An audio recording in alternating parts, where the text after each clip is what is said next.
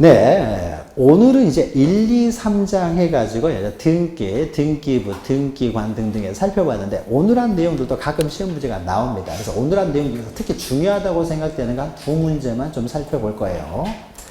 자, 먼저 첫 번째 보시면은 이제 등기의 효력과 관련된 내용입니다. 보통 등기의 효력을 묻게 되면요, 유효요건 효력을 함께 물어봅니다. 이런 것들이 다 대부분 기출됐던 지문입니다. 하나씩 보죠. 민법에서 아마 거의 비슷한 문제가 나올 텐데요. 1번 보시면 건물에 관한 보존등기상의 표시와 실제 건물과의 사이에 다소의 차이죠. 그래서 동일성, 유사성을 인정할 수 있으면 등기는 유효하다는 거죠. 그러니까 1번은 맞는 거네요. 바로 1번이 맞는 거죠. 자, 2번 보시면요. 건물 멸실로 무효인 소유권 보존 등기라도 이해관계에 있는 제3자가 있기 전에 신축 건물로 유용하기로 합의하는 경우 이게 유효가 되느냐? 우리가 뭐요? 표제부의 유용, 신축 건물의 보존 등기를 유용하는 것은 아예 안 되는 거죠. 그러니까 이건 유효가 될 수가 없죠. 항상 무효가 돼요.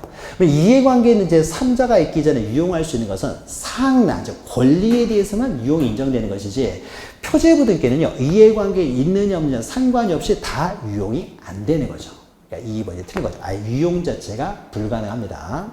표제부 유용이니까요. 3번 보시면 갑소유 미등기 부동산을 을이 매수했어요. 그러면은 갑 앞으로 보존 등기, 을 앞으로 이전 등기를 해야 되는데 을 명의로 바로 보존 등기를 했습니다. 그러면 바로 보존 등기를 했다고 하더라도요. 을은 갑에 대한 매수인이잖아요. 매수인이기 때문에 그렇습니까? 이 매수하여 이 말이 뭡니까? 을 앞으로 직접 보존 등기가 됐다고 하더라도 실체관계에 부합하는 등기가 되는 거죠. 그래서 모두 생략 등기로서 이 등기도 유효한 거죠. 그러니까 을은 어차피 소유권을 취득할 수 있는 사람이다. 이러한을 이렇게 표현하는 거죠. 매수하여. 그러니까 이것이 뭐예요? 실체관계에 부합하는 등기다라는 거죠. 그러니까 이제 유효한 것이 되겠죠. 자, 4번은 부동산을 증여하였으나 등기 원인을 매매로 기록했어요. 그러니까 실제와 다른 등기 원인에 의한 등기라고 하더라도요. 그럼 이때 등기 원인이 아예 없어요. 그러니까 갑이라고 하는 사람이 을한테요. 그냥 가장 매매만 했습니다. 가장 매매를 통해서요. 갑은 을한테 소유권을 넘기는 사가 전혀 없이 그러니까 탈세를 위해서 명의만 타인 명의로 해놨다는 거죠. 가장 매매 형식으로 해서. 그래서 갑에게서 을 앞으로 이전 등기가 됐어요. 매매. 그럼 이런 경우는 어떻습니까? 매매가 무효잖아요. 가장 매매. 그럼 매매가 뭐예요? 그럼 이때는 어떻습니까? 등기도 당연히 무효가 되겠죠. 왜냐면 은닉행위가 없잖아요. 갑과 을 사이에는 소유권 이전에 대한 합의가 전혀 없죠. 가장 매매니까요. 그럼 이런 경우는 어떻습니까? 을은 소유권을 취득하지 못하게 되는 거죠. 을이 소유자가 아니기 때문에 을이 소유자라고 믿고 등기를 믿고 거래한 제3자는 어떻습니까? 원래는 등기의 공신력이 인정되지 않기 때문에 소유권을 취득하지 못해야 되지만은 선의의 제3자 보호 규정에 의해서 이 사람이 선이면은 소유권을 취득할 수가 있는 거죠. 근데 만약에 원인 애취는 은닉행위로 증여가 있습니다. 이러면 이야기가 달라지죠. 증여가 있다는 것은 갑과 을 사이에는 소유권 이전 의사가 있었잖아요. 있었죠. 그러니까 이 상태에서 을 앞으로 매매를 원인으로 이전됐을 때는요. 이런 경우는 어떻습니까? 매매는 비록 무효라고 하더라도 소유권 이전 의사는 있었기 때문에요. 이 을 앞으로의 등기는 실체관계에 부합해서 등기는 이때는 유효가 되는 거죠. 매매는 비록 무효라고 하더라도. 이거는 소유권을 이전하는 의사가 있었기 때문에. 그러니까 어떻습니까? 이건 유효가 되죠. 그러니까 을은 어떻습니까? 소유권을 취득해버리는 거죠. 따라서 을로부터 제3자 병이 소유권을 취득하면은 선의하게 따질 필요가 없죠. 소유자로부터 소유권을 취득하니까 선의하게 따질 필요 없이 당연히 소유권을 취득하는 거죠.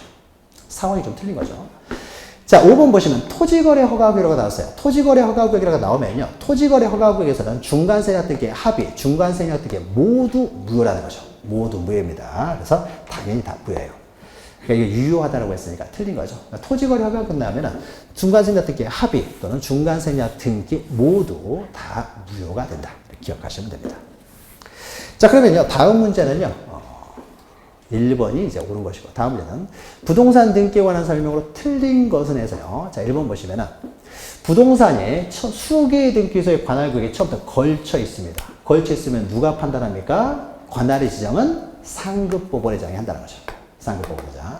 근데 만약 후발적으로 걸쳐 있으면 지정할 필요가 없다고 했죠. 원래 하던 등기소에서 계속 등기 업무를 하면 되고요. 자, 2번은 등기소에서 등기 사무. 자, 사무를 정지해요. 사무 정지는 누가 합니까? 대법원장이 한다는 거죠. 자, 대법원장은 기간을 정해서 사무 정지를 명할 수 있다. 그래서 사무의 위임, 사무의 정지 이런 것들은 다 대법원장이 한다. 기억하시면 되고요. 자, 3번에 관할 위반의 등기는 등기할 수 없는 사람이 등기를 했기 때문에 실체관계에 부합하더라도 언제나 당연무효죠. 그래서 우리가 당연무효라고 하는 것은 두 가지죠. 관할 위반에 등기하고 등기할 수 없는 걸 등기했을 때, 즉 사건이 등기할 것이 아닌 것에 관한 등기. 이 두 등기는 습니까? 언제나 당연무효죠. 실체관계 부합 여부와 상관없이 당연무효. 자, 그러나 단순한 등기 절차 위반 없습니까? 이런 것들은 예외적으로 이제 실체관계 부합하면은 또 유효로 보는 것이죠. 자, 4번은 지방법원자는 어느 등기소 관할에 속하는 사물을 다른 등기소에 위임하게 하실 때, 위임 나오게 되면 사무위임은 대법원장이죠. 그러니까 4번이 틀린 것이죠. 5번은 등기관은 자기 배우자 또는 사촌 이내의 친족이 등기 신청일 때에는 단독으로는 못하는 거죠. 2인 이상의 참여가 있어야만 할 수 있다. 2인 이상의 참여가 없으면 할 수가 없다. 일반적인 내용이죠. 그러니까 등기소와 등기의 관여에 관한 내용입니다. 그래서 여기서는 4번만 이제 틀린 내용이 되죠. 위임은 지방법원장이 아니라 대법원장이 하는 거니까요. 그리고 그 이외에 우리가 다뤘던 내용들은요, 또 우리가 추가되는 문제들을 통해서 이제 나중에 또 이제 보게 될 겁니다. 자, 그러면은 다음 주에 뵙도록 하죠. 수고하셨습니다.